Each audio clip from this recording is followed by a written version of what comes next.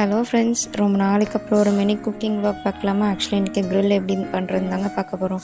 க்ரில்லுக்கு first chicken வாங்கிட்டு வந்து சிக்கனில் மசாலா போட்டு மேக்னேட் பண்ணி வச்சிடணும்.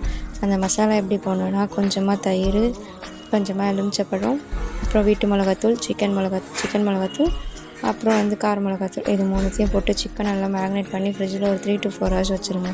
அதுக்கப்புறமா குக்கரில் 2 ஸ்பூன் எண்ணெய் ஊற்றி சிக்கன் மட்டும் அதில் போட்டு 2 விசில் வர அளவுக்கு வெயிட் பண்ணுறேங்க. தென் விசில் ஆறுனதும் சிக்கனில் இருக்கிற அந்த தண்ணியோடு எடுத்து ஒரு பேன் வச்சு அந்த பேனில் ஊற்றி நல்லா டீப் ஃப்ரை பண்ணிகிட்டே இருங்க. உங்களுக்கே கலர் சேஞ்ச் ஆனது தெரியுங்க.